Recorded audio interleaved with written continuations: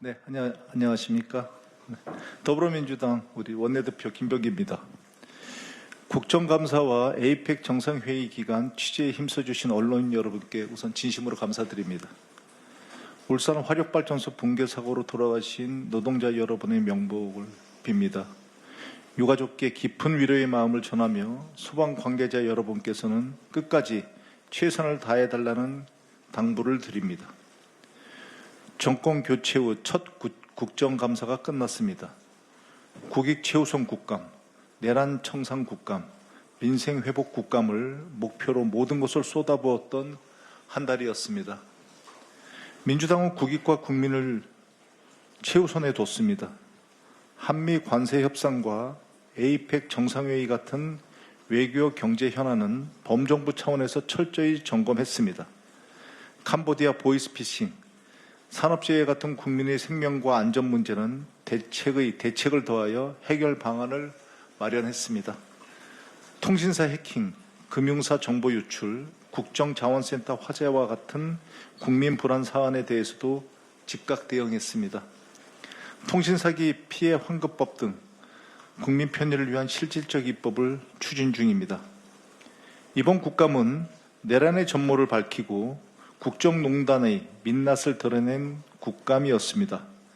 한덕수, 박성재 등 당시 국무위원의 내란 공모 정황이 구체적으로 확인됐습니다.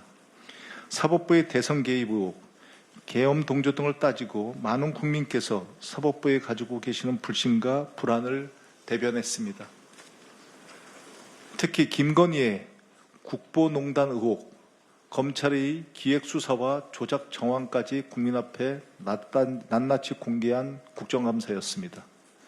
민주당은 앞으로도 진실을 끝까지 추적하겠습니다. 민주당은 경제의 활력과 국민의 삶을 함께 챙겼습니다. 코스피 4천 시대를 위한 자본시장 활성화 방안을 점검했고 5년간 16조 원 규모의 국유재산 헐값 매국 시도를 중단시키는 성과를 냈습니다. 이는 민주당 의원들이 국감에서 문제를 파헤치고 이재명 대통령의 긴급 지시에 따른 것입니다. 3분기 1.2% 성장률은 0% 성장 탈출의 신호탄입니다. 민주당은 이 흐름을 더 키워내겠습니다. 민주당은 국감 방해, 무력화 시도에 단호하게 대응하며 국감의 목표에 집중했습니다. 전 국민께서 확인하셨듯이 윤석열 인사들이 저항과 뻔뻔함, 이들에 대한 비호 때문에 국감에서 많은 어려움이 있었습니다. 윤석열의 측근들은 증인 선서조차 거부하며 최소한의 반성조차 없는 후한무치한 태도로 일관했습니다. 본질과 무관한 증인 신청과 막말, 고성으로 국감 자체를 무력화하려는 시도도 있었습니다. 앞으로도 민주당은 오직 국민만 믿고 앞으로 나아가겠습니다. 내란 정권의 잔재를 치운 자리에 민생 경제 회복, 상식과 정의를 다시 세우겠다는 약속을 꼭 지키겠습니다.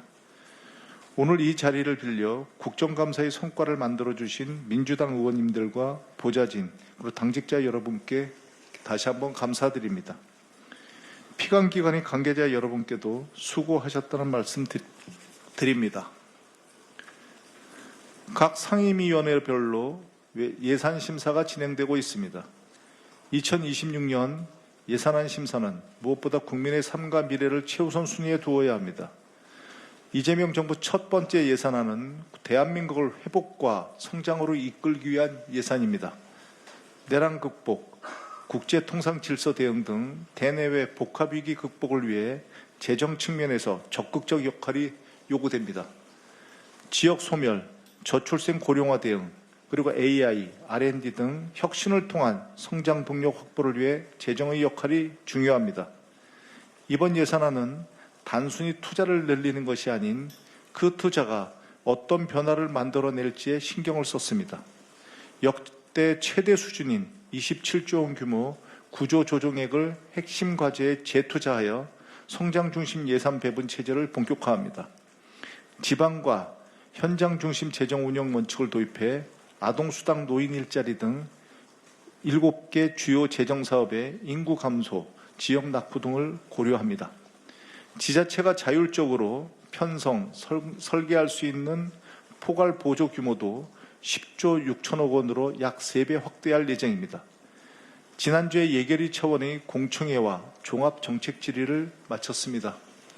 이번 예산안이 가진 의미가 지각 처리로 인해 빗발해지지 않도록 상임위 단계에서부터 꼼꼼히 심사하겠습니다. 국민주권정부 성공을 위해 국민을 위한 예산이 제때 처리될 수 있도록 최선을 다하겠습니다. 11월은 입법 측면에서도 중요합니다.